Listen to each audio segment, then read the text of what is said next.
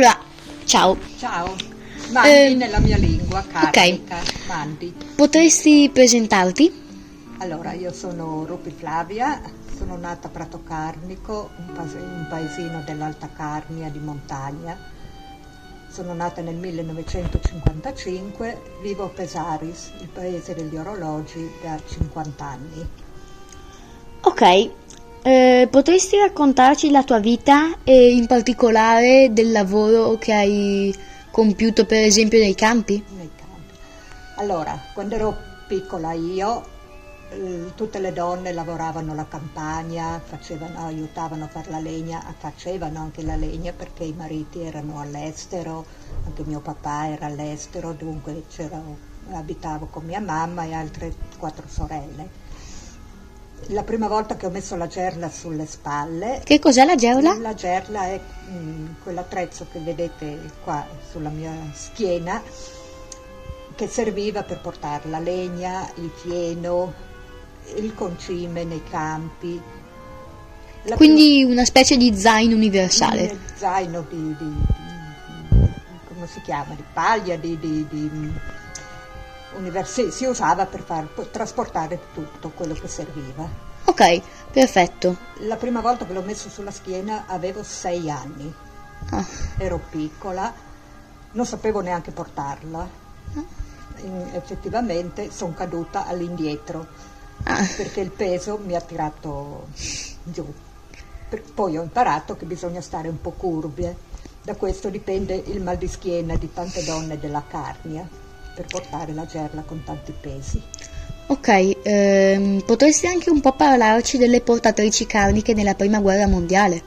Allora, io chiaramente i ricordi li ho dalle persone anziane, perché sono giovane. Le portatrici carniche operavano nella prima guerra mondiale. Erano donne che vivevano sole in casa, perché i mariti erano in guerra, oppure avevano gli anziani in casa e i bambini. Si sono offerte di portare in montagna le munizioni, quello che serviva per mangiare, portavano su in prima linea ai soldati. Ogni viaggio che facevano prendevano 35 centesimi, una cosa del genere. Erano donne dai 15 ai 60 anni più o meno. I pesi nelle gerle erano tanti, portavano dai 35, 40, 45 kg ogni volta, dipende anche dalle munizioni, se erano grandi, se erano più piccole, ecco. Le portavano su in prima linea i soldati, al ritorno a volte portavano giù i soldati feriti a morte e li portavano nel cimitero del paese.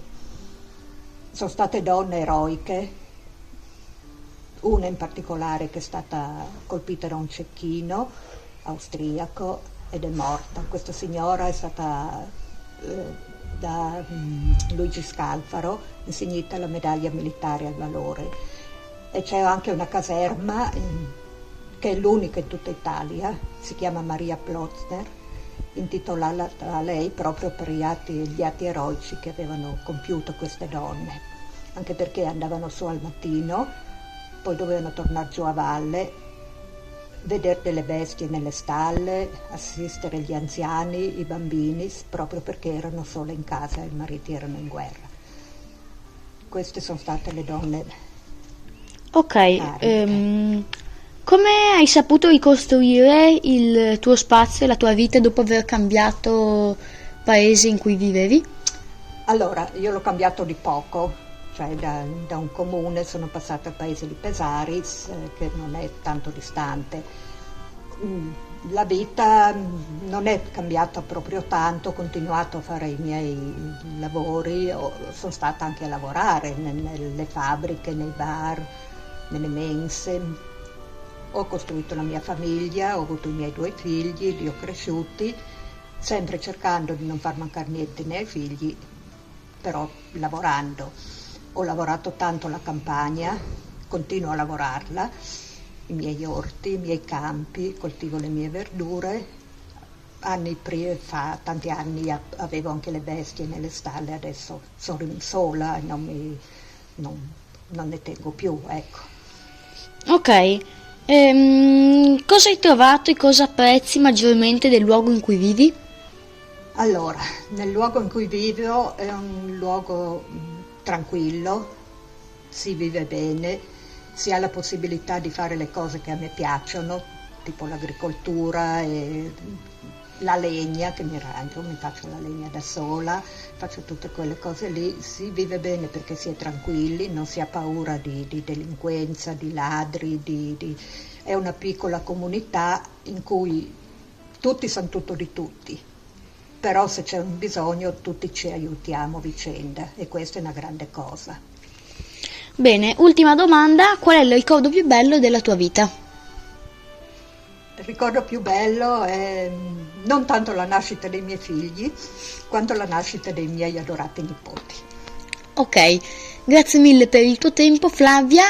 Ci salutiamo col saluto Ci carnico. salutiamo col saluto carnico Mandi, Mandi, che vuol dire che vuol cosa? dire nelle mani di Ti Dio. lascio nelle mani di Dio. Ok, Mandi, ciao.